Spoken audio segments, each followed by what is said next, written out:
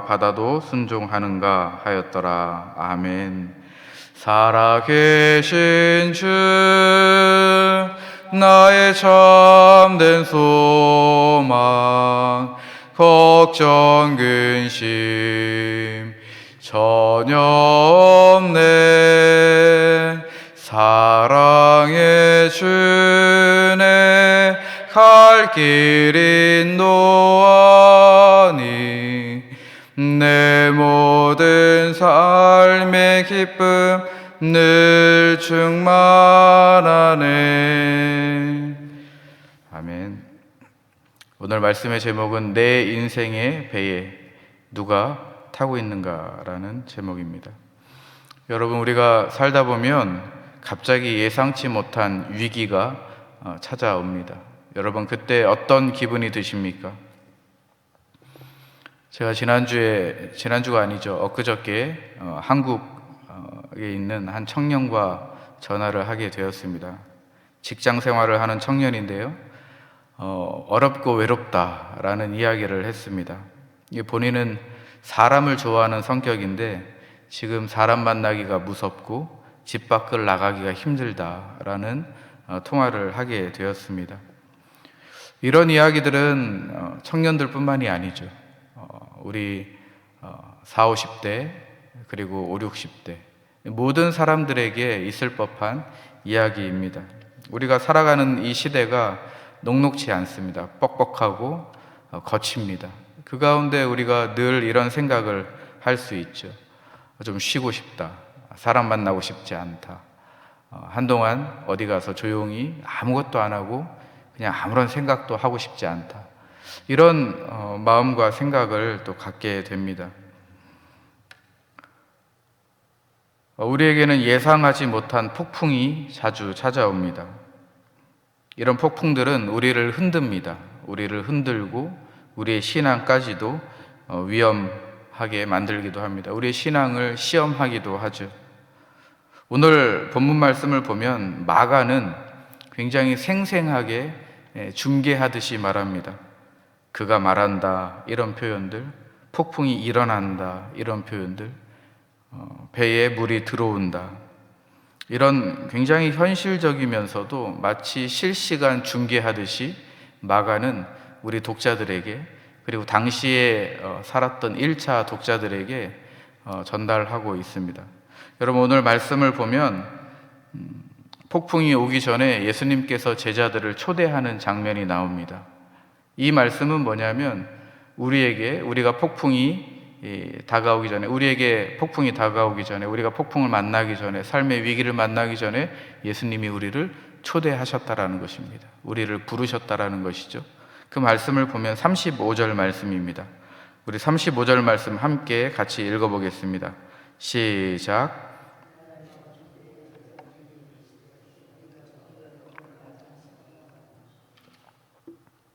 여기서 우리는 35절에서 두 가지를 발견할 수 있는데요. 첫 번째로는 예수님이 제자들을 저편으로 초대하셨다라는 것입니다. 저편으로. 그 저편이 무엇입니까? 제자들의 입장에서는 이방들이 사는 땅이었습니다. 저편이라는 것은 자신들이 머물고 있는 이 자리를 떠나는 것입니다. 경계를 넘어서는 것, 문화적이고 종교적인 경계를 넘어서야 되는 것입니다. 제자들은 이 자리가 안전지대입니다. 삶의 터전이고 심리적으로 안정감을 느끼는 그 자리입니다. 그런데 예수님께서 제자들에게 요구하셨던 것은 무엇이냐면 저편으로 가자는 것입니다. 경계를 넘어서 저편으로 가자. 문화적인 안전한 이 지역, 내가 익숙한 이 지역을 넘어서 저편으로 가자. 예수님께서 제자들을 그렇게 초청하셨습니다. 그리고 두 번째 확인할 수 있는 점은 뭐냐면 제자들은 그 목적지가 어디인지 모르지만 예수님을 따랐다라는 것입니다. 제자들은 이렇게 반응하지 않았습니다. 예수님, 어디로 가나요? 예수님, 제가 왜 그쪽으로 건너가야 되나요? 예수님, 저는 그냥 이 안전한 지대에 머물고 싶습니다. 제자들은 이런 반응을 하지 않았습니다. 제자들은 예수님이 저편으로 가자라고 했을 때에 제자들은 그곳으로 떠나갔습니다. 순종했죠. 아무런 반응하지 않고, 아무런 대꾸도 하지 않고, 아무런 의견을 표현하지 않고 예수님이 말씀하신 그곳으로 제자들은 예수님과 함께 떠났다라는 것이 우리가 두 번째 알 수 있는 사실입니다. 여러분, 이 상황이 우리의 신앙 여정입니다. 예수님은 우리를 부르실 때에 안전한 곳, 편안한 곳, 내 개인이 성장할 수 있는 곳, 내가 생각하기에 이 자리가 성공하는 자리, 예수님은 그 자리로 초대하시지 않습니다. 예수님이 우리를 초대한다라는 것은 우리가 머물고 있는 이 자리를 떠나는 것입니다. 저편으로. 내 생각이 머물고 있는 이곳이 아니라 낯선 곳, 두려운 곳, 그러나 주님께서 인도하시는 곳으로 우리를 부르신다라는 것이죠. 그것이 신앙의 시작입니다. 구원의 시작입니다. 여러분, 우리는 늘 새롭게 시작을 합니다. 어제와 오늘을 동일하게 살 수는 없죠. 오늘 이 시간이 낯설 수도 있습니다. 낯설고, 과연 오늘 내가 잘 살 수 있을까? 오늘은 괜찮을까? 이런 생각들을 하게 됩니다. 그러나 예수님께서 여러분들을 부르시고 저를 부르셨습니다. 그렇다면 그 이유가 있는 거겠죠. 예수님께서 우리를 부르시고 인도하시고 장소를 이동시키시고 우리의 생각을 저편으로 이동시키는 것은 예수님의 뜻이 있고 하나님의 목적이 반드시 있다라는 사실을 우리는 기억해야 될 줄로 믿습니다. 이 말씀에 중요한 약속 하나가 있습니다. 무엇이냐면 제자들에게 저편으로 가자라고 했을 때 여기에 예수님께서 중요한 약속이 있는데 뭐라 그러셨냐면 우리가 함께 간다라는 것입니다. 우리가 함께 간다.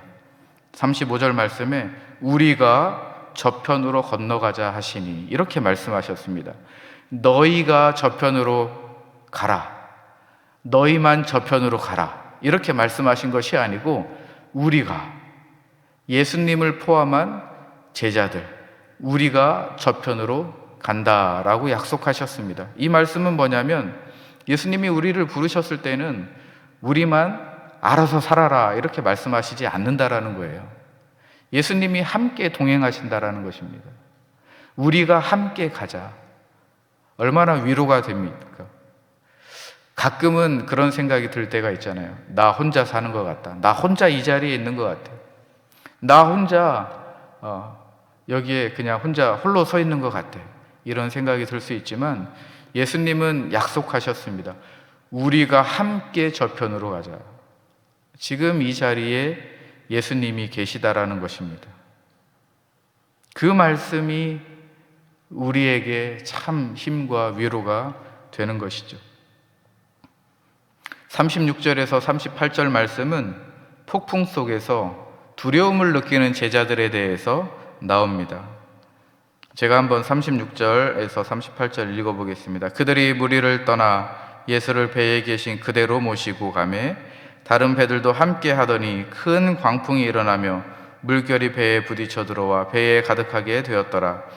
예수님께서는 고물에서 베개를 베고 주무시더니 제자들이 깨우며 이르되 선생님이여 우리가 죽게 된 것을 돌보지 아니하시나이까 하니. 이 장면을 우리가 상상해 보면 예수님의 말씀대로 배를 타고 가고 있었습니다. 갈릴리 바다를 건너기 시작했는데요. 처음에는 평온했습니다. 별이 빛나는 밤하늘이었을 것입니다. 고요한 물결이 있었겠죠. 예수님께서 하루 종일 제자들에게 가르침을 주셨을 것입니다. 그리고 조금 주무시고 계실 때에 갑자기 변동이 생겼습니다. 하늘이 검게 변하고 세차게 바람이 불기 시작했습니다. 이 지역 특성상 이런 일들이 자주 있었다고 합니다. 갑자기 돌변하는 것입니다. 그리고 파도가 거세게 밀어서 배 안으로 들어오게 되었습니다. 여기에는 제자들이 어부 출신도 있었죠. 지금 제자들이 베드로와 안드레와 야고보와 요한이 있는데요. 아마 그 바다의 위험성을 잘 알고 있었을 것입니다. 그런데 제자들이 두려워했습니다. 제자들은 바닷일을 하면서 이 광경을 많이 목격했을 것입니다. 그런데 유독 지금 상황에서 제자들은 두려워하고 있습니다. 공포가 가득했습니다. 이대로 죽게 되는 것이 아닌가. 예수님을 찾습니다. 도대체 예수님은 어디 계시는 건가? 38절에 제자들이 이렇게 반응합니다. 제자들이 깨우며 이르되 선생님이 우리가 죽게 된 것을 돌보지 아니하시나이까.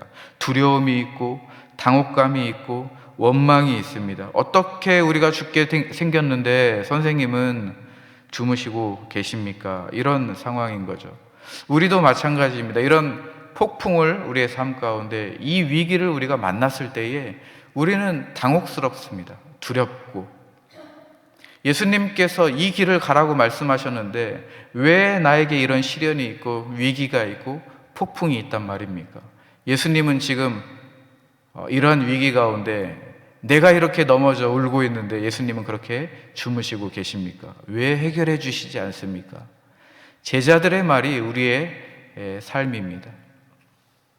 하나님, 저를 보고 계십니까? 제 상황이 얼마나 심각한지 아십니까? 제가 죽게 생겼는데 왜 돌봐주시지 않습니까?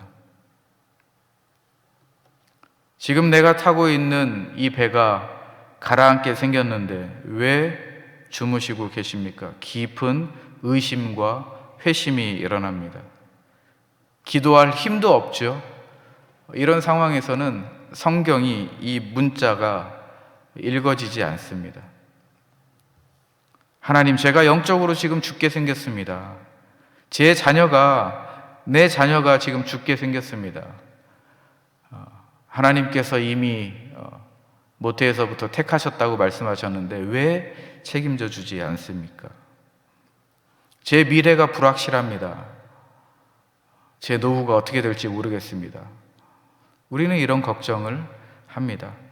그리고 예수님을 깨우죠.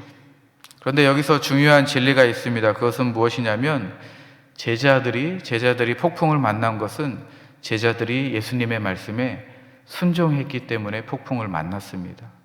우리 좀 전에 이야기를 한번 보십시오.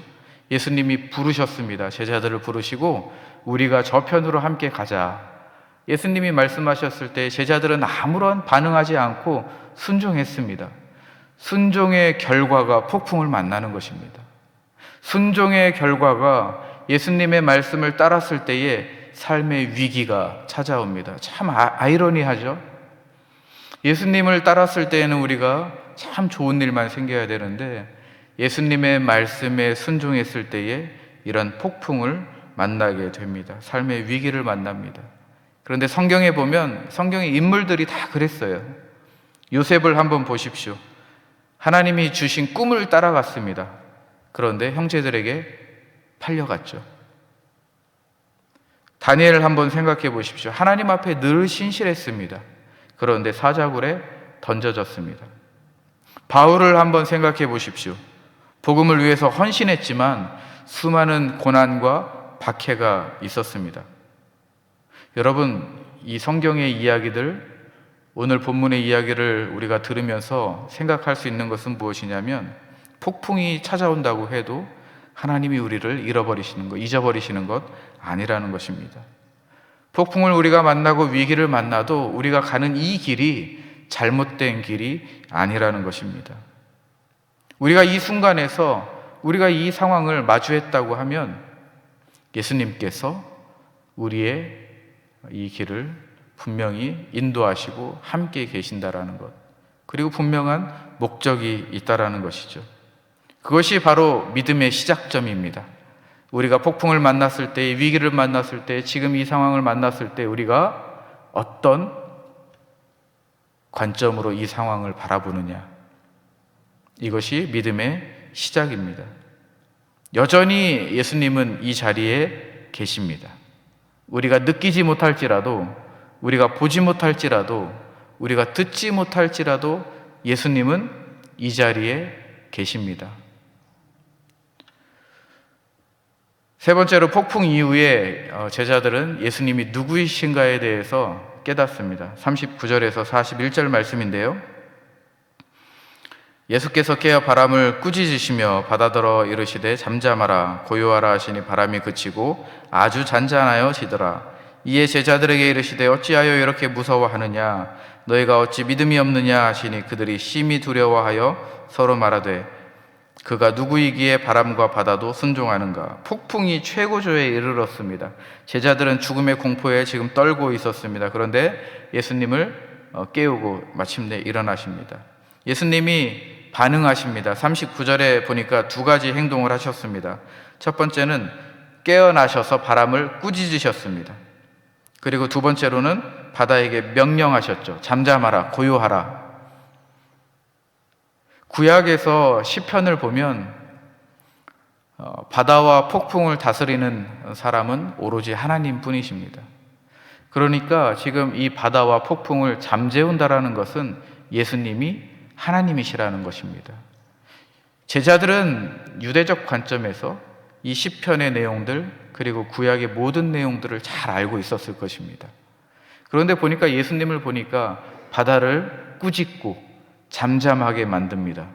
제자들의 눈에서는 예수님을 볼 때에 예수님이 하나님이시구나 라는 것을 깨닫는 거죠.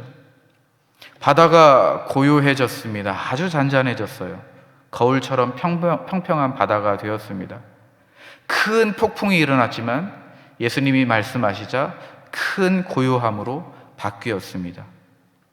그리고 예수님이 첫 번째로 하신 말씀이 이 말씀입니다. 어찌하여 이렇게 무서워하느냐 너희가 이렇게 믿음이 없어서 되겠느냐라고 예수님께서 말씀하십니다. 왜 두려워하느냐? 두려워하지 말아라. 지금 너희가 함께 있는 내가 누구냐? 바다를 잠잠하게 하고 혼돈 가운데 있는 이 상황을 고요하게 만드는 내가 누구냐? 나는 하나님이다. 제자들에게 자신이 하나님이시라는 사실을 지금 보여주고 있습니다. 제자들은 지금 문제의 크기만 보고 있습니다. 그러나 예수님께서 제자들에게 보여주고 싶은 건 뭐냐면 문제의 크기보다 내가 더 크다라는 것입니다. 지금 우리가 놓여있는 이 상황보다 예수님이 더 큰 분이라는 사실입니다.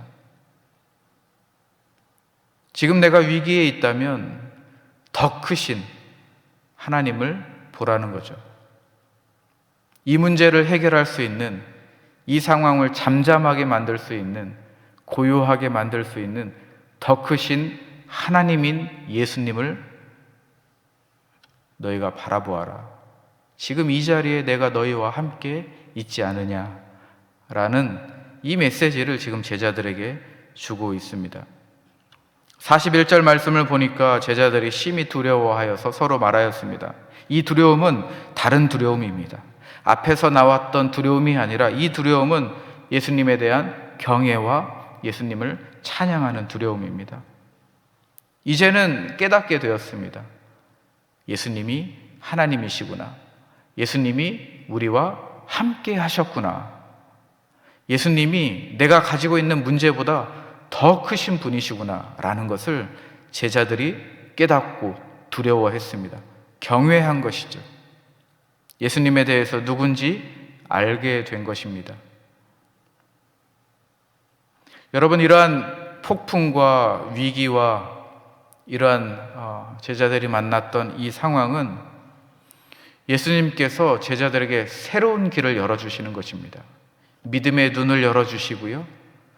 우리가 가는 이 길이 잘못된 길이 아니라 예수님이 함께 하시는 길, 예수님께서 만들어주시는 길, 예수님께서 해결해 주시는 길, 예수님께서 목적을 갖고 가시는 그 길이라는 것을 제자들에게 알려주시는 것입니다. 그렇다면 우리에게도 적용할 수 있습니다. 여러분, 우리가 처해 있는 이 상황들이 있습니다. 우리가 기도해야 되는 문제들이 있습니다. 여러분, 이 문제 가운데 우리가 어떤 믿음을 갖고 기도하시겠습니까? 예수님은 공급자이십니다. 예수님은 치유자이시며 예수님은 인도자이십니다. 예수님이 우리를 부르셨던 것은 예수님께서 우리를 인도하시고자 하는 최종적인 목적지가 있습니다. 지금 우리는 과정 가운데 있습니다. 그러나 중요한 것은 이 과정 가운데 예수님이 우리와 함께 하고 계시다라는 것. 그리고 더 중요한 것은 우리가 가지고 있는 이 문제보다 예수님은 더 크신 분이라는 것을 우리는 적용해 볼 수 있습니다. 그러니까 이 시간에 우리가 기도할 때에는 우리가 더 큰 예수님을 생각하며 기도하는 것입니다. 작은 문제 가지고 기도하는 것이 아니라 이 문제를 꾸짖고 고요하게 만드실 수 있는 더 크신 예수님을 우리가 생각하며 이 시간에 기도해야 될 줄로 믿습니다. 말씀을 마무리하도록 하겠습니다. 우리가 깨달을 수 있는 세 가지가 있습니다. 첫 번째로는 폭풍은 피할 수 없지만 폭풍 가운데 예수님이 함께 하신다라는 사실입니다. 믿으십니까? 두 번째로는 폭풍은 우리의 믿음을 시험하지만 동시에 예수님을 더 깊이 알아가는 기회입니다. 자, 세 번째로는 폭풍 후에 항상 고요함이 찾아오고 우리는 더 강해진 믿음을 갖게 될 줄로 믿습니다. 폭풍은 파괴가 아닙니다. 폭풍은 재창조의 과정입니다. 예수님과 함께 만나는 이 위기는, 폭풍은 우리를 파괴하는 것이 아니라 우리에게 새로운 창조를 보여주시기 위함입니다. 이 말씀 기억하시면서 우리가 이 시간에 기도하면서 하나님 앞에 나아가도록 하겠습니다. 제가 먼저 기도하겠습니다.